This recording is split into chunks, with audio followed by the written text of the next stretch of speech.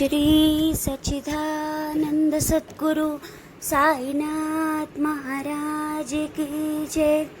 My unique love for Sai has been kindled by the Samartha. Hemant had surrendered to his feet and outlines the story. It is he who gives a liking for devotion. It is he who increases the greatness of stories. It is because of him that the worship through bhajans had attained glory and brings about aversion to this mundane world. Therefore, with my whole heart and soul, I do obeisance to him countless times. I cannot even fully think of his greatness in meditation, but it is only possible through complete surrender. There is no other simpler way to have self-purification than to remember the glory achieved by the devotee of God and to do his bhajans and kirtans of that glory. Just before leaving the body, adhering to religious traditions on how he gave Lakshmi Bai Shinde the 9 coins before he left this world. Also, once Baba raised his prana high up and went into samadhi for 3 days. Preparations for the rites were made, but unexpectedly Baba attained consciousness and the people were taken aback. By leaving the body, he became inaccessible, but for him it was a blissful state. Baba attained the eternal state, never to be born again. He was visible when he was in body. After leaving the body, he was not perceivable. His avatar at one place for one mission ended, but he was at all places and all pervasive and omnipotent. He was freed from being born to one place and was all pervasive. He became absolutely eternal and merged with the Supreme Self. Sai was the reason for everyone's life itself. Without Sai, the villagers were devastated. When his body became lifeless, there arose a wail of sorrow and agony. The old and young, disturbed by grief, seem to be lifeless themselves. Fever and other ailments which affect the common man do not unnecessarily trouble saints and ascetics. By kindling their own luster, saints extinguish their bodies, and Baba did the same too with his own hands. When there were only 14 days left for Baba's passing away, Baba appointed Vays to read the Rama Vijay. Vays sat in the masjid and began to read the holy book. Baba began to listen to it. Thus 8 days passed. Then Baba ordered that the book to be read again without a break. So Vays read it in this manner for 3 days and nights. He sat for full 11 days. Later he was tired and felt weak. He was exhausted with the reading. In this way 3 more days passed. So what did Baba do later? He stopped the reading. He sent Vaz away and he kept quiet to himself. It is the practice of saints and sages and wise people to listen to religious books when the time for passing away is near. 32 years before, that is in 1886 AD, Baba made an attempt to cross the borderline.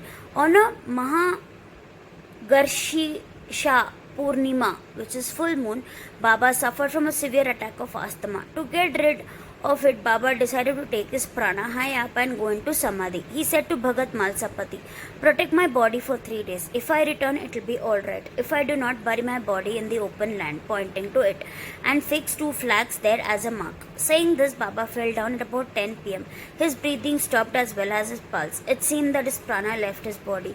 All people, including the villagers, came there and wanted to hold an inquest to bury the body in the place pointed, but Mahalsapati prevented this. With the body on his lap, he sat full 3 days guarding it. After 3 days passed, Baba showed signs of life at 3 a.m. His breathing commenced and abdomen began to move. He opened his eyes, stretching his limbs. Baba returned to life again. Sai Baba expounded many a times. "Who is me or I?" he said. "You need not go far or anywhere in search of me.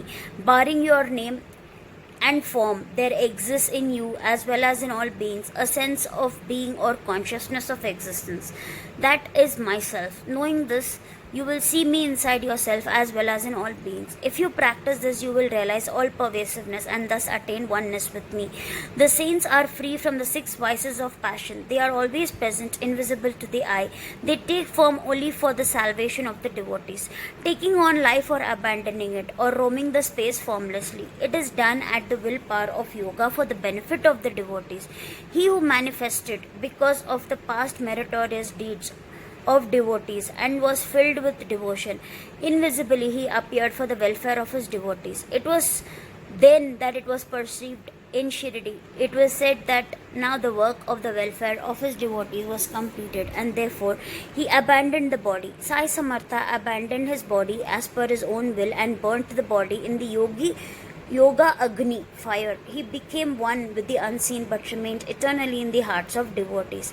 Has Dhyanobha Maharaj gone away? He gave darshan to Eknath Maharaj after 300 years and gratified the work. The saints are not born from the womb. They manifest themselves for obliging others. They are the embodiment of Brahman. Only the fortunate ones so manifest. Those who are incarnate are never born and they never die. As soon as their mission is completed, they merge with the Brahman and become one with the unseen. The manifestation of such great souls is only for the welfare of the people. Their appearance, their existence, and their disappearance happens as a natural phenomenon. The saints are ever ready to get to the people to follow them.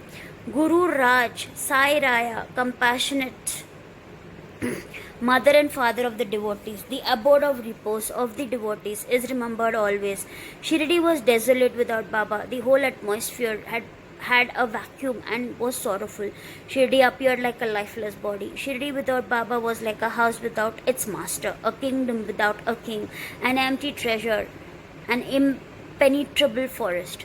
Shirdi was holy because of Sai only. It attained historical importance because of Sai only. It became a pilgrim center because of Sai. Sai only was the protector of all. Seeing Baba's inherent form, the villagers were extremely unhappy. All the devotees, young and old, felt very uneasy. In the Chavdi, he was present invisibly. In the masjid, he is Brahma incarnate. And in the Samadhi Mandir, he is in Samadhi. The bliss of his presence is everywhere. So at present, there is a belief that devotees should hold Sai Samartha is always there permanently and continuously. It is said that Maharaj Sai had told his devotees that the time had come he would reappear as a lad of 8 years. He gives divine visions to many. He appears in dreams to quite a number, and he grants miracles to several people secretly. Develop companionship or association with those who are well known, virtuous, and divine. Have selfless love at the feet of the Guru. Have inclination to tell stories about the virtues and the glory of the Guru. Sakaram Hari alias Bapu Sahib Jog was the uncle of the famous Varaki Vishnu Bua Jog of Pune. After his retirement from the government service, he was a supervisor in PW department. In 1909 AD, he came and lived in Shirdi with his wife. He had no issues. Both husband and wife loved Baba and spent all their time in worshipping and serving Baba. After Megha's death, Babu Sahib daily did the Aarti ceremony in the masjid and Chavdi till Baba's Mahasamadhi. He was also entrusted with the work of reading and explaining Gyaneshwari and Eknath Bhagwat in Satyavada to the audience. Hematpant therefore makes a bow to the readers and requests them humbly and lovingly that they should respect all gods, saints, and devotees. Has not Baba often said, "He who carps and cavils at others pierces me in the heart and injures me, but that he suffers and endures pleases me the most." Baba always says, those who suffer, he is always pleased by them. Baba thus pervades all beings and creatures and besets them on all sides. He likes nothing but love to all beings.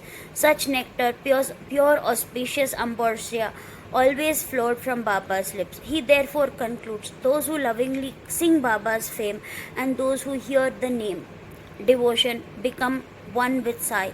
Hemat surrenders to Sri Sai. I encourage all Baba devotees to read the Sai Sat Charitra and soak in Baba bliss. Baba bless you. Om Sai Ram.